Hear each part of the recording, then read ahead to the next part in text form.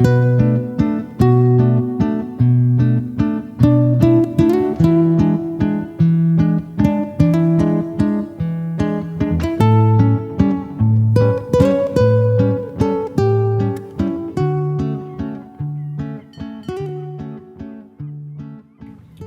the end of the 3rd century, the Roman Emperor Diocletian was making plans for his eventual retirement.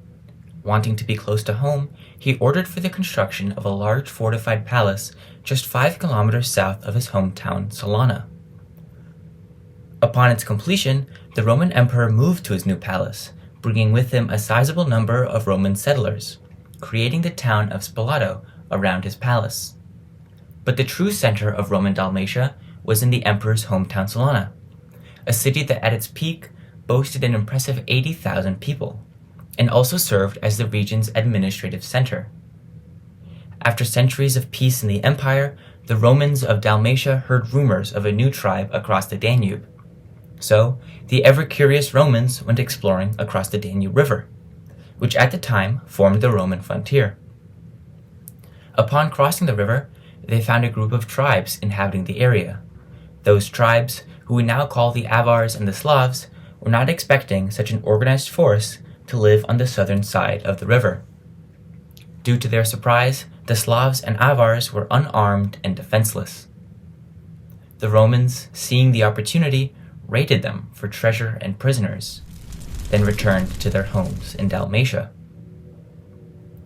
Due to the discovery of people on the other side of the Danube, the Romans thought it best to establish 2 garrisons which would defend the Roman frontier. These 2 garrisons would take turns guarding the river. Every great and holy Saturday, they would exchange in the city of Salona, from which the new garrison would march to Claisa, a fortress situated high in the cliffs above Salona and Spalato, and defended the cities from outside invasions. But the Roman Dalmatians were not the only ones who reacted to this discovery. The Avars and Slavs, worried about another Roman attack, decided to go on the offensive.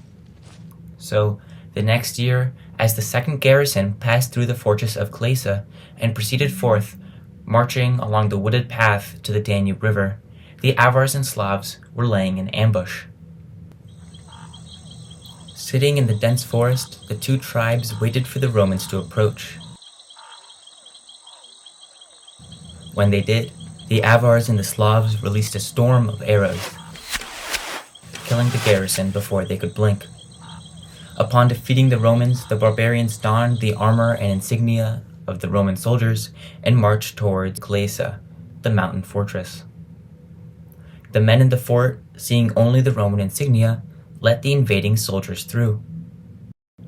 With free rein to do as they please, the Slavs and Avars pillaged much of Dalmatia, taking revenge on the Romans who had taken advantage of the tribes in their moment of weakness. In this action, they depleted the region of virtually all Roman people. Those that survived fled to the coastal cities, mainly Decaterra, Ragusa, and Spalato. But inland, a new world was forming, the world of the South Slavs.